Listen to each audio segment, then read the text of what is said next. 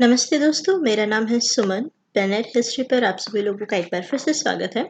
Class 11 की chapter 11 को हम पढ़ रहे हैं। लास्ट चैप्टर है ये क्लास 11 का। पार्ट 2 पर हम पहुंच चुके हैं। पार्ट्स टू मॉडर्नाइजेशन चैप्टर का नाम है। शुरू करने से पहले रिक्वेस्ट करूंगी, प्लीज़ लाइक शेयर और सब्सक्राइब ज़रूर कीजिए।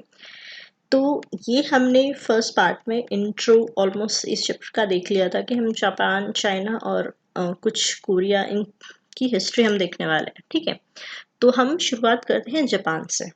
पहला हम जापान को देखते हैं, क्या चल रहा है जापान में। Political system. अब जापान का एक थोड़ा सा टाइम पीरियड समझेंगे। देखो, 12th सेंचुरी जो है जापान की, उससे पहले आज जो है टोक्यो इसकी क्या है, कैपिटल है। उससे पहले क्योतो थी। मैप में आपको मैं टोक्यो और क्योतो दोनों दिखाऊंगी बाद में। तो 12th सेंचुरी से पहले जापान में एम्परर था, राजा का रूल होता था। 12th से, ये देखिए, 12th सेंचुरी से 1867, ठीक है, बहुत सारी अलग अलग शोगुनेट्स आई। शोगुनेट पीरियड आ गया। एम्परर होता था वहां पर, लेकिन एम्परर की जगह जो मेन पावर्स जो एम्परर की होती है, राजा जो शासन करता है, वो अब शोगुन्स के पास थी। तो 12th सेंचुरी से पावर किसके पास शिफ्ट हो गई? एम्परर से शोगुन के पास। और कैपिटल क्या हो गई? मॉडर्न टोक्यो जो है, उसको उस टाइम पे ईदो कहा जाता था। ठीक है, अब 12th से 1867 तक शोगुनेट पीरियड है। शोगुनेट मैं आपको समझाऊंगी क्या है, पहले इसको देखिए। शोगुन में से भी एक फैमिली जो आती है। अब जो शोगुन जो कौन होते थे, जो मिलिट्री लीडर्स जो होते थे, वो सारी की सारी एम्परर की पावर अपने हाथ में ले लेते थे। एम्परर को खाली नाम के लिए रखते थे। जैसे अभी होता है ना कि प्रेसिडेंट नाम के लिए हमारी कंट्री में हेड होते हैं कंट्री के, लेकिन प्राइम मिनिस्टर के पास क्या होता है, काम के लिए ज़्यादा होता है सामान की, भाई बहुत सारा काम है। और प्रेसिडेंट मतलब मीटिंग्स वगैरह अटेंड करना, कुछ जैसे कि एम्परर बड़े बड़े लोगों से मिलना, ये सब मतलब मेन जो काम, जैसे हमारे घर में कोई बड़ा होता है, बुजुर्ग होते हैं, तो उनका काम होता है परिवार को संभालना, बड़े लोगों से मिलना। और मेन जो घर के सारे काम कौन करते हैं? जो बाद में नेक्स्ट जनरेशन आ चुकी होती है घर को संभालने के लिए। सेम ऐसे एम्परर है। एम्परर खाली वहाँ पर बैठा है नाम के लिए। अगर कुछ बड़े लोगों से मिलना है और मीटिंग्स अटेंड करनी है, वो एम्परर करेगा। और जो कंट्री के अंदर जो मेन जो काम होना है, वो सारे कौन डिसाइड करेगा? ये शोगुन डिसाइड करेगा। तो ये अलग अलग फैमिलीज थी, मिलिट्री लीडर्स थे, जिन्होंने शोगुन का जो पोजीशन है वो लिया था। अब एक फैमिली उसमें से थी टोकुगावा से, ये होता है सरनेम। टोकुगावा फैमिली एक आती है, जो इस शोगुन पीरियड में से जो एक शोगुनेट फैमिली थी, वो बहुत ही अच्छा जापान में काफ़ी सारे चेंजेस करती हैं। और एक सबसे अच्छा पीरियड जो शोगुन्स में से रहा था, वो एक टोकुगावा फैमिली का था। ये लास्ट शोगुनेट फैमिली थी। 1603 से 1867 तक शोगुनेट ये रहे थे, पोजीशन ऑफ शोगुन्स। 1867 के बाद फिर से एम्परर आ जाता है। ठीक है, तो 12th से, अभी समझे ना, 12th से 1867 के बीच में अलग अलग शोगुन्स रहे हैं। उससे पहले एम्परर था और उसके बाद फिर से एम्परर आ गया था। और आज भी जापान में वैसे डेमोक्रेसी है, नाम के लिए एम्परर भी अभी भी रहता है वहाँ पे फैमिली। ठीक है, तो ये है टोकुगावा फैमिली। 12th से 1867 के बीच में शोगुन्स हैं, जिसमें से कि 1603 से टोकुगावा फैमिली है, उन्होंने शोगुन्स की पावर ली थी, पोजीशन ले ली थी। और उसकी इनके टाइम पीरियड में कुछ चेंजेस हुए थे, बहुत ज़्यादा हुए थे, इसलिए इस चैप्टर में खाली इन लोगों की ही मेंशन है, शोगुनेट पीरियड को। ठीक है, द कंट्री वॉज डिवाइडेड। अब ये जो सारा है वो ज़्यादातर टोकुगावा फैमिली से रिलेटेड ही है। ओके, कंट्री को 250 डोमेन्स में डिवाइड कर दिया। अब ये आता है फिर हायरार्की। एम्परर है, उसके नीचे शोगुन है, शोगुन के नीचे दाम्यूज है। ठीक है, इन 250 डोमेन्स को एक तरीके से पार्ट आ जाते हैं। जैसे अभी जो होते हैं ना कंट्रीज, और कंट्री के अंदर स्टेट होते हैं, ऐसे एक तरीके से छोटे छोटे स्टेट 250 पार्ट्स में डिवाइड कर दिया कंट्री को। और वो किसको संभालने हैं, दैम्यूज को, जैसे कि लॉर्ड। पिछले जैसे फ्यूडल सिस्टम में ही होता था कि भाई ये पार्ट तुमको दे दिया, यहाँ के तुम लॉर्ड हो, यहाँ को सारा तुमको संभालना है अभी, होते थे। और they were asked to stay at capital in order to avoid rebellion. अब वो रेबल ना करें शोगुन के खिलाफ, मतलब विद्रोह ना कर दे किसी चीज के लेकर, इसलिए इन लोगों को था कि तुम लोगों को रहना लेकिन कैपिटल सिटी में ही है, यहीं पर हम तुम लोगों का नजर रखेंगे यहाँ से। और उसके दैम्यूज के नीचे कौन आते हैं, समुराई। समुराई बहुत ही फेमस नाम है, काफी लोगों ने सुना भी होगा जो जापानीज कार्टून वगैरह देखते हैं। Samurai were the ruling elite and serve the shoguns and daimyos. जो काम, जैसे अगर आपने अच्छे से हिंदुइज्म का हिस्ट्री देखा होगा, ब्राह्मण्स के नीचे क्षत्रिय आते हैं ना, जो क्षत्रिय का काम होता था लड़ना, कंट्री के लिए सर्व करना, अपना पावर, तो वो यहाँ पे समुराई होते थे कि आर्मी को सर्व करना, शोगुन्स को सर्व करना, जरूरत पड़े उनके लिए काम करना, दैम्यूस के लिए काम करना, लड़ाई वगैरह करना, वो सब। तो ये समुराई का काम होता था, रूलिंग एलाइट होते थे ये। ठीक है, अब ये थोड़ा सा इसके थ्रू देखते हैं। ये है सबसे ऊपर emperor, he was at the top of Japanese society but had little real power. Emperor के नीचे आते हैं शोगुन, जो एक्चुअल रूलर थे जापान के। शोगुन के नीचे आता है फिर daimyos. Daimyo were the wealthy landowners, बहुत बड़े बड़े जो भूस्वामी थे वो ये होते थे। इनको कितनी कंट्री को कितने पार्ट में डिवाइड किया था, 250 में, और ये 250 से 300 कहीं पर भी मिलता है, पर मान के चलते 250 से 300 कुछ भी। तो ये इतने दैम्यूज होते थे, और इन दैम्यूज के अंदर ये बाद में समुराई आते थे, जापान्स वॉरियर। इस तरीके की इनकी ड्रेस होती थी, इनके हाथ में हमेशा तलवार रहती थी डाल के, हमेशा ऐसे चलते थे। ओके, फिर इनके नीचे आते थे ये मर्चेंट्स, पीसेंट्स और आर्टिसंस, जिसमें से सबसे ज्यादा लोग कौन थे, द लार्जेस्ट क्लास पीसेंट और आर्टिसंस की होती थी। ठीक है, तो 16th सेंचुरी ये वाला कौन सा है, जब तोकुगावा फैमिली शोगुन बन गए थे। The 16th century brought three important changes for future development. बहुत चेंज जो आए थे तोकुगावा के अंडर में। पीसेंट्री वॉज डिसआर्म्ड। जो पीसेंट्री था, मतलब भाई कुछ भी, कोई भी इंसान अपने खाली रक्षा के लिए तलवार या फिर ये चीज नहीं रख सकता है। अब सिर्फ समुराई ही स्वॉर्ड रख सकते हैं। अब आपको अगर कुछ चाहिए कि भाई हमारे साथ अन्याय हुआ है, तो आप इनके पास जाएंगे और ये हमसे डिसाइड करके बाद में आपके लिए ठीक काम करेंगे। आप लोग बाकी जो है आपस में लड़ाइयाँ हो, शांति रहे। तो तोकुगावा जो शोगुनेट था, इसको इसलिए भी याद रखा जाता है कि ये बहुत ही पीस और प्रोस्पेरिटी का और फल फूल रहा था जापान, बहुत ही अच्छा पीरियड था ये। ऑटोनॉमी दाइम्योस को दी गई थी थोड़ी, कि भाई उनको पहले बांध के रखा जाता कि भाई तुम यहीं पर रहोगे और हम तुम पर नजर रखेंगे, लेकिन उनको थोड़ी बहुत ऑटोनॉमी भी दी गई कि तुम अपनी प्रोविंस में, अपने एरिया में कुछ डेवलपमेंट कर सको ठीक से। लैंड सर्वेस किए गए, identify owners and tax payers to ensure productivity and revenue, कि भाई किसके पास कितनी जमीन है और वो कितना टैक्स पे कर सकता है, जमीन कैसी है, प्रोडक्टिविटी कितनी हो रही है, रेवेन्यू हम कहाँ से ज्यादा कलेक्ट करना चाहिए, कहाँ से कम करना चाहिए, इस तरीके के लैंड सर्वेज अच्छे से किए गए। मिड 17th सेंचुरी, ये भी वही तोकुगावा पीरियड ही है। Japan had large cities, ईदो, Osaka and Kyoto. Japan में 3 ऐसी बड़ी बड़ी सिटीज थी इस टाइम पे।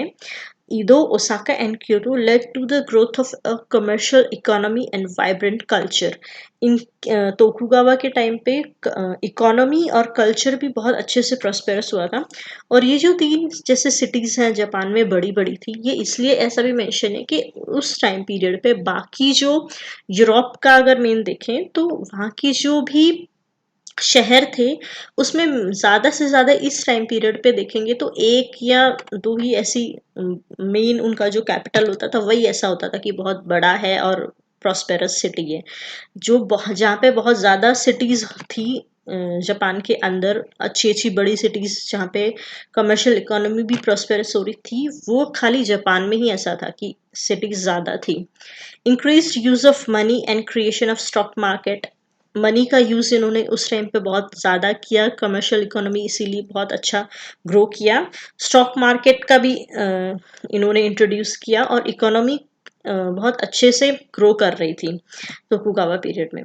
ठीक, ये था यहाँ पर चाइना किंग एम्पायर यहाँ पर था। ये है जापान। ये होकाइडो, यहाँ पे आइनू लोग रहते थे। ये है ईदो, ठीक है। क्योतो, ओसाका जो मेंशन हुआ, और ये बाकी के भी कुछ बड़ी बड़ी अच्छी सिटीज है। ये Hakata, Kumamoto, Kagoshima, Nagasaki, Hyogo, Osaka, Kyoto, Sendai, Akita. Seems like I'm speaking Japanese.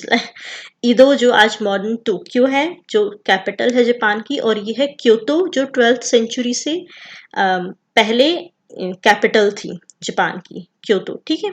और ये ईदो जो कैपिटल बन गई थी शोगुन टाइम से ही। टोक्यो जो आज ईदो को टोक्यो नाम से जाना जाता है, कैपिटल है जापान की। Okay, in Edo people could rent a book for the price of a bowl of noodles.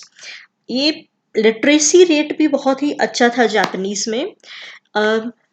अपने जापानीज कल्चर को ग्रो करना ये तोकुगावा पीरियड में तो हुआ ही था, उससे पहले जब एम्परर सिस्टम था ना, तो उससे तब भी था। तब एक बीच में थोड़ा सा इस चीज में गैप आया था। जापान का जो कल्चर है वो मेनली इन्फ्लुएंस्ड चाइना से ही है, मतलब वहीं से उन लोगों ने एशिया से काफी सारी चीजें सीखी।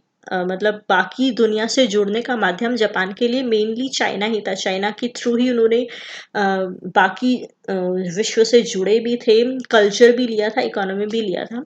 लेकिन 12th सेंचुरी में जब शोगुनेट पीरियड शुरू हुआ, उससे एक्चुअली पहले ही इन्होंने अपना जापानीज कल्चर स्टैब्लिश करना है, अपनी अलग पहचान बनानी है हमें। हम दूसरे के भरोसे नहीं बैठे रह सकते, ये पहले शुरू हो गया था। और ये सेम वापस और भी ज्यादा हुआ तोकुगावा पीरियड में फिर से, मतलब शोगुनेट पीरियड में भी, तोकुगावा पीरियड में काफी ज्यादा हुआ था। और उस टाइम पे लोगों ने खुद से लिखना, मतलब लिटरेसी रेट काफी ज्यादा इस चीज को इंकरेज किया गया कि लोग एक रेंट पे बुक लेकर पढ़ सकते थे। और उसका प्राइस रेंट का क्या था, मतलब एक बाउल नूडल्स खा लिए, मतलब जितने में तुम एक बाउल नूडल्स थोड़ा सा नाश्ता करते हो, उतने ही प्राइस में तुम एक बुक रेंट पे लेके पढ़ भी सकते हो। प्रिंटिंग, वो लोग वुड के जो ब्लॉक्स होते हैं ना, चाइना से ही यूरोप ने ये आइडिया लिया था कि भाई प्रिंटिंग का हम कैसे कर सकते हैं। ये आइडिया चाइनीज से ही जापानीज के पास आया था। और सेम जापानीज भी प्रिंटिंग वुड ब्लॉक्स के थ्रू करते थे। वुड पर ऐसे लिख देते हैं, कार्विंग कर देते हैं, उसके बाद सभी जगह उसी को ऐसे शाही से प्रिंट करके, प्रेस करके लगाते रहते हैं। Japanese did not like the regularity of European printing, मतलब जैसे लगातार लिखा रहता है, बस उसी को पढ़ते जाओ, that's like boring thing for Japanese. Tokugawa put restrictions on export of precious metals and developed the silk industry in Nishijen in Kyoto. अच्छा, टोकुगावा ने एक और अच्छा डिसीजन लिया कि जो भी ये यूरोप से लेकर आते थे या चाइना से लेते थे, मतलब ट्रेड करते थे, तो एक्सपोर्ट हो रहा था उसकी वजह से इनके खुद के मेटल का, मतलब इसमें चांदी और सोने और इन सब चीजों में पे करते थे उसके बदले वो। तो उनको लगा कि हम, और खासकर चाइना से सिल्क इनको चाहिए होता था, उनको लगा कि हम इस तरीके से तो हमारा सारा का सारा मेटल बाहर चला जाता जा रहा है। तो इसलिए जो प्रीशियस मेटल्स है उनका एक्सपोर्ट पर इन्होंने रेस्ट्रिक्शन लगा दिया कि अगर आपको ट्रेड कर के बदले आप मेटल्स नहीं दे सकते हैं बाहर, जो हमारे प्रीशियस मेटल्स है, बिल्कुल भी नहीं।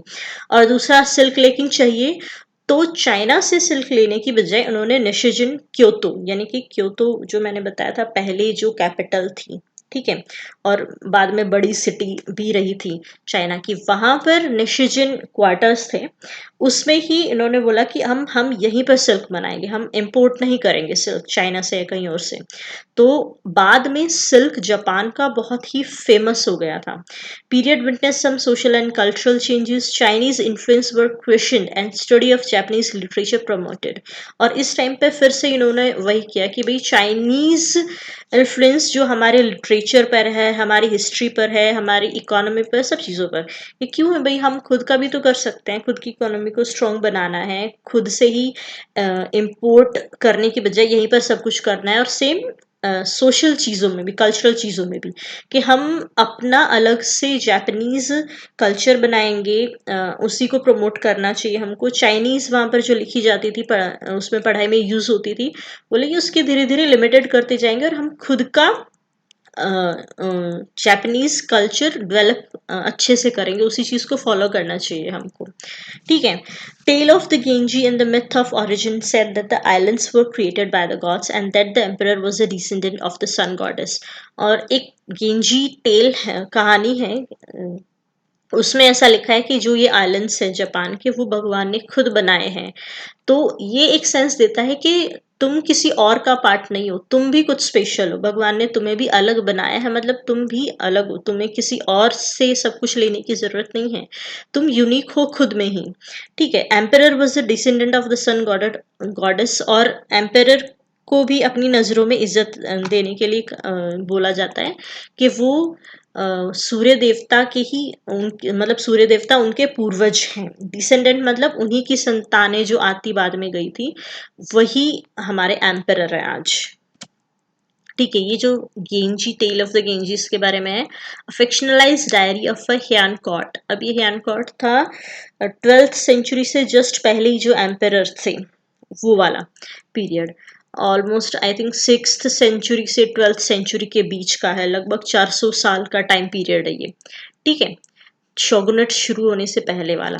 रिटन बाय मुरासाकी शिकिबू, ये एक मुरासाकी वुमेन राइटर है। The tale of the Genji became the central work of fiction in Japanese literature. और यहीं से बाद में जापानीज लिटरेचर को बढ़ावा मिला कि पिछला वाला जो वर्क उन्होंने निकाला कि हमारी अपनी लिटरेचर है, हमारा अपना कल्चर है, अपनी हिस्ट्री है, हम उसी को प्रमोट करेंगे। That period saw the emergence of many women writers like Murasaki, who wrote in Japanese script, while men wrote in Chinese script, used for education and government. जो औरतें थी वो जापानीज स्क्रिप्ट में लिखती थी और आदमी चाइनीज स्क्रिप्ट में लिखते थे, जो चाइनीज स्क्रिप्ट एजुकेशन और गवर्नमेंट पर्पस में यूज होती थी। The novel depicts the romantic life of Prince Genji and is a striking picture of the aristocratic atmosphere of the Heian court.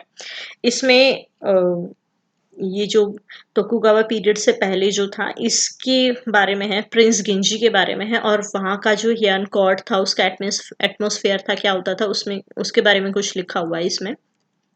It shows the independence that women had in choosing their husbands and living their lives. उसमें जो women को independence थी अपने husband choose करने की और अपने खुद के तरीके से अपनी जिंदगी जीने की, ये भी उसमें लिखा हुआ है। Nishijin is a quarter in Kyoto. ये जो निशिजन जहाँ पर सेल इंडस्ट्री तोकुगावा फैमिली ने बनाई थी क्योतो में, ये क्वार्टर थे क्योतो में। In the 16th century it had a weavers guild of 31 households. अब यहाँ पर शुरुआत में जब इन्होंने बनाया 16th सेंचुरी में, तब सिर्फ 31 हाउस होल्ड्स ही थे, मतलब 31 ऐसे घर थे जिन्होंने वीवर्स का काम शुरू किया और अपना एक समूह बना लिया, गिल्ड बना लिया। And by the end of 17th century, the community numbered over 70,000 people. Sericulture spread. Sericulture जो सिल्क इंडस्ट्री जो बढ़ाता है ना, जो कीड़ा होता है जिससे सिल्क निकाला जाता है, उसका पालन पोषण करते हैं, उससे सिल्क निकालते हैं और फिर सिल्क से बाद में कपड़े बनाए जाते हैं, इसको सेरिकल्चर बोला जाता है। ठीक है। मतलब इन कीड़ों का पालन पोषण।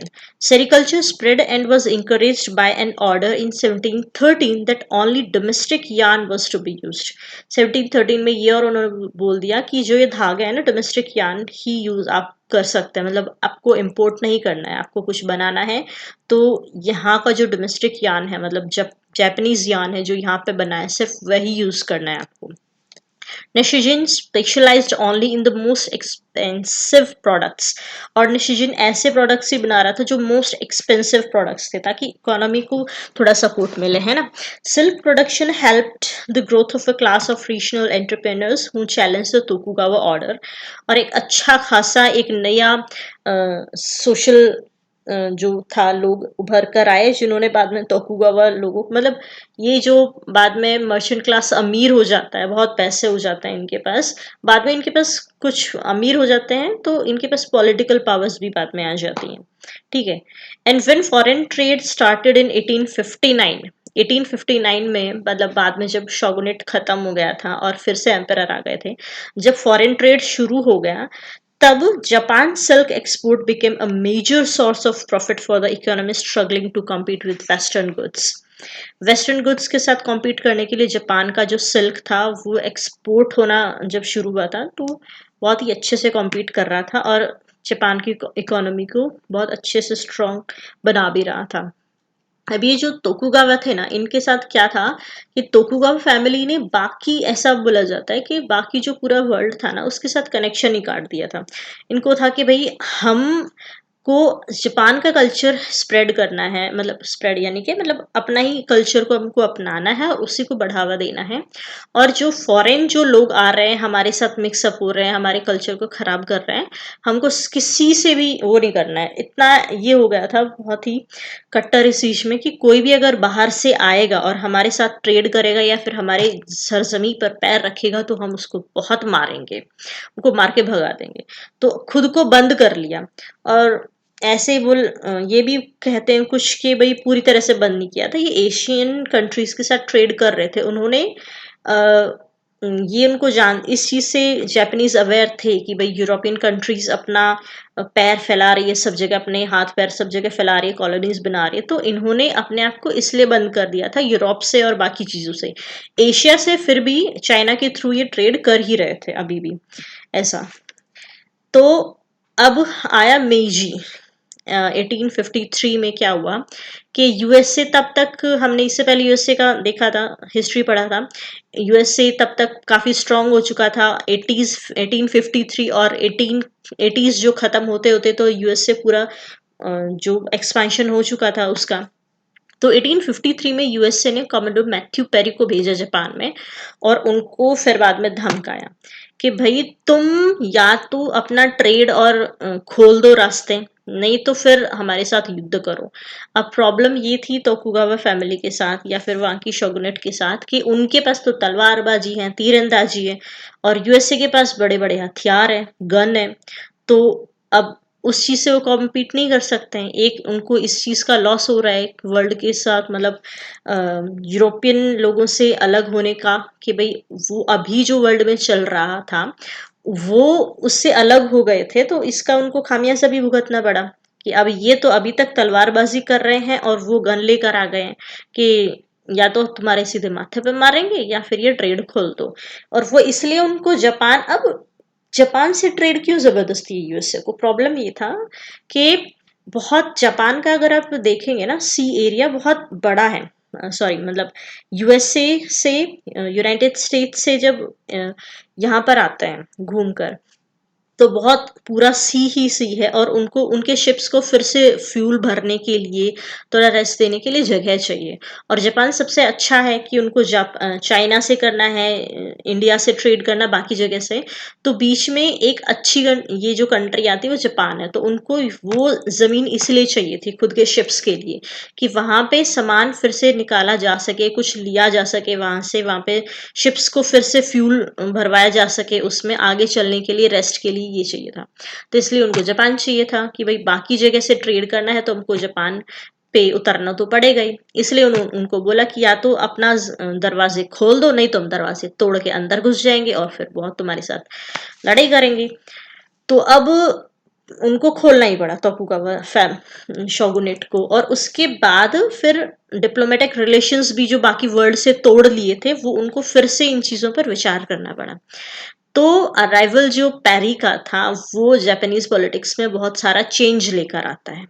1868 में एक सोशल मूवमेंट हुआ, पॉलिटिकल मूवमेंट हुआ, बहुत बड़ा मूवमेंट हुआ, और जिसमें शोगुन को हटा दिया पावर से, और फिर से एम्परर के पास सारी पावर आ गई। और ये जो ईदो है कैपिटल टोक्यो, वहीं पर बाद में इस कैपिटल में एम्परर आ गए, शोगुन हट गया। तो 12th से 1868 तक का ये पूरा का पूरा शोगुनेट पीरियड था। उससे पहले एम्परर थे और फिर से वापस एम्परर ही आ गए जापान में। Japanese were aware about the European colonization in India and other countries. अब ये जापानीज को पता ही था यूरोप क्या कर रहा है इंडिया में और बाकी सारी कंट्रीज में कैसे काम कर रहे हैं। तो इसलिए उनको लगा कि भाई हम पूरी दुनिया से अलग थे, उसकी प्रॉब्लम हमको फेस करनी पड़ी। वो देखो कितने आगे निकल चुके हैं, इसलिए वो पूरी दुनिया को हरा सकते हैं। तो अगर हमने खुद को मॉडर्न ये सारी चीजें जो चल रही है उसके साथ, समय के साथ चेंज नहीं किया, तो ये हमारे साथ भी वही करेंगे जो इन्होंने इंडिया के साथ, चाइना के साथ किया, बाकी हमारी एशियन कंट्रीज के साथ किया, या फिर बाकी जगह किया वो सेम हमारे साथ करेंगे।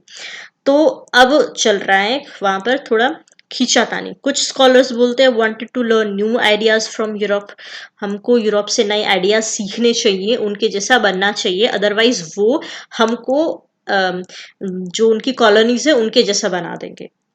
कुछ बोल रहे हैं कि भाई यूरोपियंस को बिल्कुल ही हटा दो, यहाँ आने मत दो, वो बहुत चालाक हैं, कैसे ना कैसे करके वो हमको भी कॉलोनी बना लेंगे। तो ये एक डर था उनमें।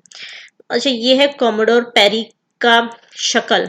जो जापानीज उनको देखते थे, उनको यूरोपियंस बहुत ही अजीब लगते थे, और बनाया भी उन्होंने खैर अजीब ही है, कार्टून टाइप पिक्चर है। इसकी आंखें और नाक ऐसा लग रहा है कोई राक्षस है देख के, दांत, seriously. Okay, Paris ship Japanese would block print है।